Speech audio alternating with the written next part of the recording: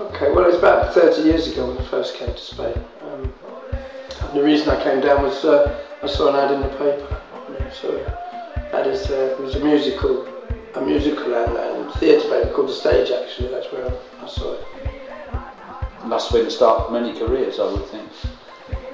Well, I mean, my career is vast, relative because I've been in the business some 40 years. But in the 50s, I did some television programmes up in Manchester called The Sunday Break. It was like a rock with God thing, and we had music and religion.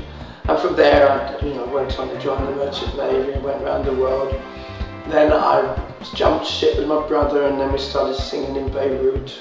And then from Beirut, we twisted. It was twist all over the Middle East. And from the Middle East, we went to France, and we were recording in France. Went to England. Just seemed to go on and on and on. And then eventually, I went to South America. And from South America, I was lucky enough to have that was my first real big success recording-wise. I had a #1 with Raindrops Are Falling on My Head. Sacha Distel classic. Sacha Distel, and mine in Spanish. So Mel Williams, Gotas de lluvia sigue cayendo sobre mi cabeza. How about that? So you'd already learned quite a lot of Spanish, and was that part of what made you want to come to live in Spain? Because you're a veteran of the industry for 20 years or so, you've travelled very widely, settled briefly in all sorts of places. What made you stay in Spain once you came? Well, yes, I think you're right, because I loved Latin people. I spoke French and I spoke Spanish, so I was quite happy to live abroad.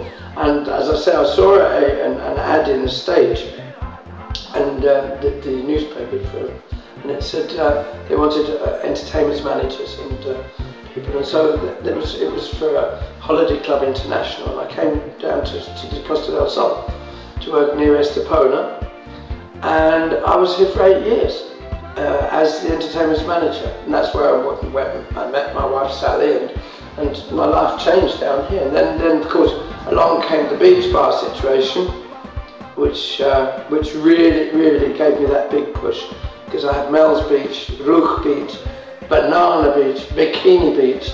I was Mr. Beach Bum, and live music on a Sunday on the beach on the Costa del Sol. That was where I put my stamp on Spain. Or Spain put the stamp on me. And of course, around about that time, the children came along, and that changed your whole perspective about whether to stay in Spain, I assume. Well, I had one son from a previous marriage, and he'd spend as much time as he could over here. Obviously, it was nicer to be here in the summer than in England. And then we had the other 2 boys, John and Michael, and they're all. Jason's a financial advisor in England, but he sings on the weekend. So he's got a proper job. Yeah, proper job on the weekend. And then Michael, he's a stunt rider, horse stunt rider, and he plays a caja in a flamenco band. And then Juan Carlos John, he edits movies and edits. He's also a second director on some publicity stuff as well. So, and he records. And Sally, Mum, is a stylist. So the whole family's involved in the. We're all involved in showbiz and in what I do. It's around me. I've always had it around me, and they've all had it around them. So it worked out very well.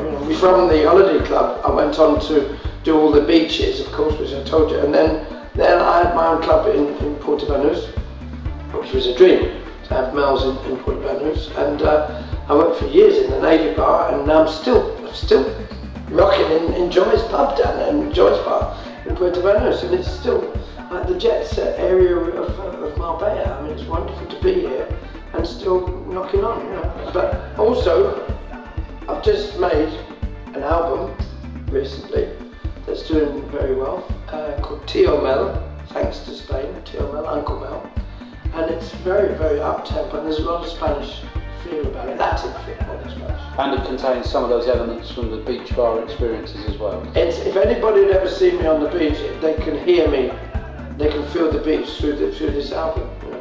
And there must be thousands of people who've heard that and been there and wanted to revisit those moments. I think that this is one of the most poignant parts of my life, because I did lots and lots of things. In fact, and I put it in the book. I did loads and loads of things up until I came to Spain, and then since Spain, I just went on and on and on, and I haven't stopped, I haven't stopped rocking yet. You referred to the book just then. Let me bring you around to some questions about the book. Most people who have an interesting life, and you've had a most extraordinary life, would talk about possibly writing a book, but you've gone one step further and actually written and published that book. That's really is a little bit more than your average person would do. What were your reasons behind that? Why did you? I think it's. I actually stated in the book is called Nearly Famous, and I actually stated it in the very first page. I think I said I was in a bar somewhere talking to someone, a great friend of mine, a chap from Croatia, Mato Dosen, who in fact has got his own club in Banus now, and he said to me, he said you should write a book, and I said, but I'm not famous. And he said, yeah, but you're nearly famous. And that's the title of the book. And that's the title of the book. And that made me sit down and do something that I think 90% of the world has a book inside them somewhere. Well, if you're brought up on a farm, if you're brought up in Africa, if you've been brought up in France, if you're a Chinaman, there's something that interests other people, because that's why fly on the wall programs are so big these days. People are interested in other people's lives. And it just so happened that I did have, up until now, a very, very full life, and I'm very happy to share it. And there's a great meaning to all these kids that are doing these talent shows at the moment. There's on television, 75,000 people went up for a talent show this year. There's going to be 10 in the finalists, and one makes it, and maybe 2 spin-offs might make it. But I'd like to say to all those people that have got talent, that they can work in show business, they can make records, they can be on television, they don't have to make #1, they don't have to become an Elvis or a Rod Stewart or a Madonna, that they can still make a very happy life, a nice career on stage, making music. So those kids, I'd like to say to them, look, I've done it.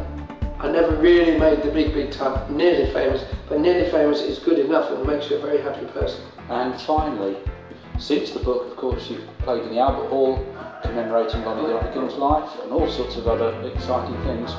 Where do you think your life is going to go from here? I'm not really sure, but as you mentioned the Albert Hall, that was really, would have happily stepped out of my career.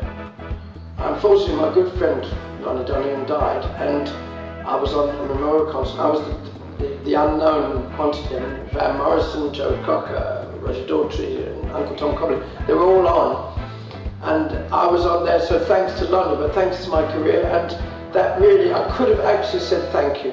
That's enough. But when you've got it in you, when you've got it in your blood after so many years, what did I do? I came round to a producer in Allera, in fact, where I live, called Peter Ware, and he suggested that I put an album together, which I've just done, as I say. And now we're looking forward to another album. And so don't quit, don't give up, because I'm not going to. So the Albert Hall's been ticked, but there's still Madison Square and various other big places for you to visit. I have never, ever given up. And that's what I'm trying to say to anybody listening to me, or don't give up, because it's great. It's a great life. Show business is something that there's nothing else like it.